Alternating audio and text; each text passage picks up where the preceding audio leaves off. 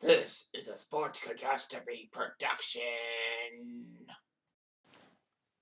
Hey there, Heather Ho there. It's Jeff Cutter Diamond. Welcome to another Sports Catastrophe on this date.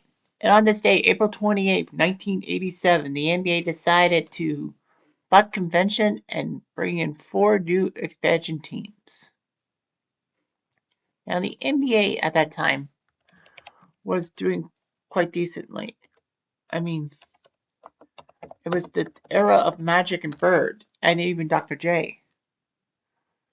So that's what happened. The NBA was consisting of 23 teams, 11 in the Eastern Conference and 12 in the Western Conference.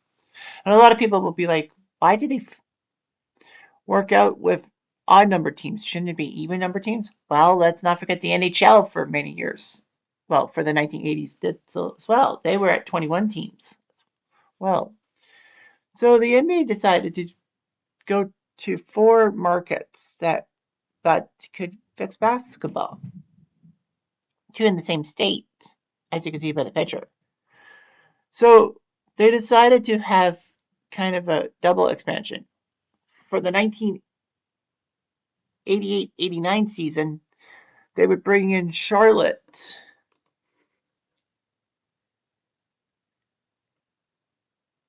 and Miami. 2 very good teams. Now, Charlotte was originally supposed to be called the Charlotte Spirit. That's what they wanted to be called. But they changed their name to the Hornets because the Hornets were kind of cool.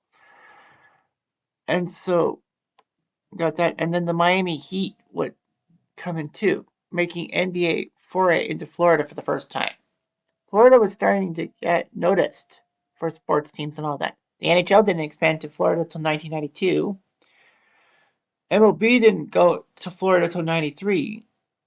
The NFL had 2 mainstay Florida teams, Tampa and Miami at the time, before adding Jacksonville in 95. And basketball didn't have a team in Florida.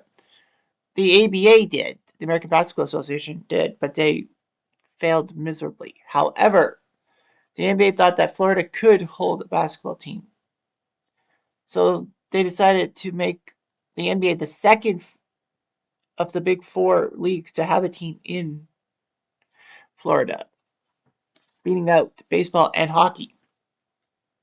Charlotte was picked because of how North Carolina goes gaga over college basketball, and a lot of legends come from the state of North Carolina, as in the colleges. I mean, when you look at the state of North Carolina, they have North Carolina Tar Heels, NC State Wolfpack, Duke Blue Devils, Wake Forest, Davidson. Well,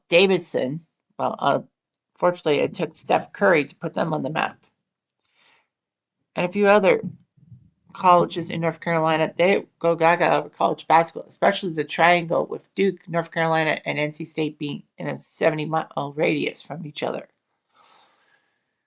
So they decided to do that. In 1989-90, they would bring 2 more teams in, Minnesota and Orlando. So they bring 2 Florida teams in, one after the other. And Orlando was big. I bet you Disney had something to do with it because, Disney World was in Orlando as opposed to Disneyland, which was in California. So Orlando had the weird name Magic, all that. Like like the Charlotte Hornets, they weren't really that good to start, but it took a bruising NBA draft pick to do so. Like Miami once went what 0-17 at one time to start. Anyway, the Hornets had to get Larry Johnson from UNLV, and he brought Charlotte to prominence. Orlando had to wait till '92 to get Shaq first overall.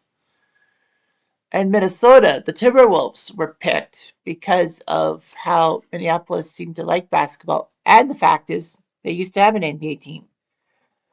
Minneapolis was home to the Minneapolis Lakers. A lot of people forget that the Lakers never never had all their years in LA. So I mean the Lakers were good, but the Lakers never played every season in Los Angeles. They played 13 years in Minnesota.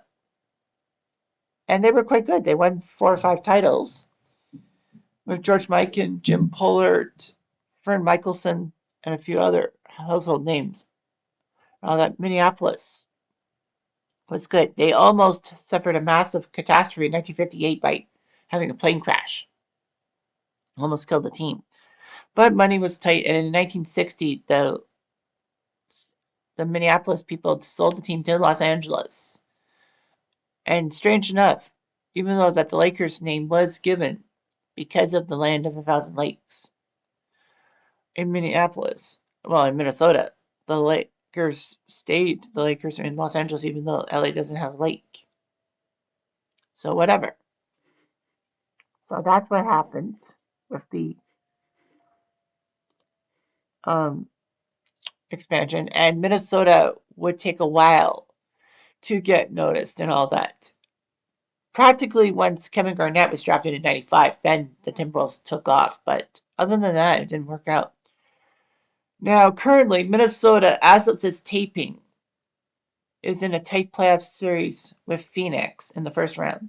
Minnesota has been snake bit by playoff failures and all that. 20 years ago was the last time the Timberwolves were really relevant in the Western Conference, as they say. But, Kevin Garnett was the big boy in Minnesota. And once he was taken away, it was like, who would be the face of the Timberwolves? Andrew Wiggins? Yeah, right. Karl Anthony Towns is. And with Anthony Edwards, he's been pretty good.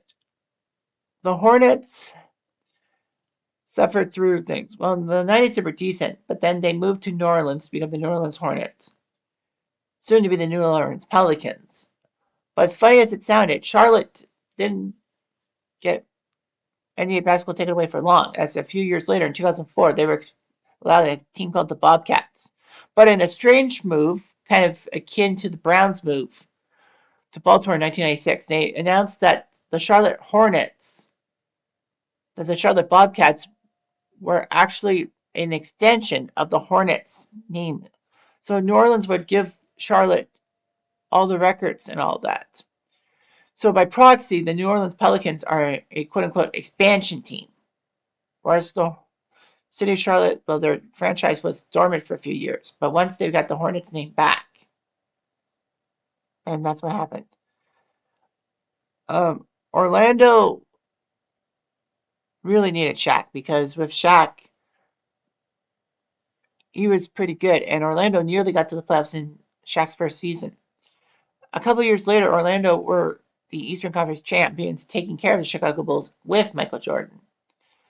But unfortunately, they were snake bit in the finals to Houston when Nick Anderson missed all those free throws, and Houston tied it up late in regulation.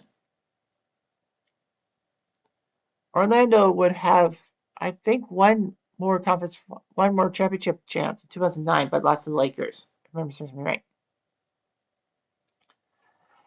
And Miami has been the most successful of those four teams by far. I mean, dude, when you nearly go for a three-peat and all that, Miami did pretty good, winning all those titles in the 2010s with LeBron, Bosh, and Wade.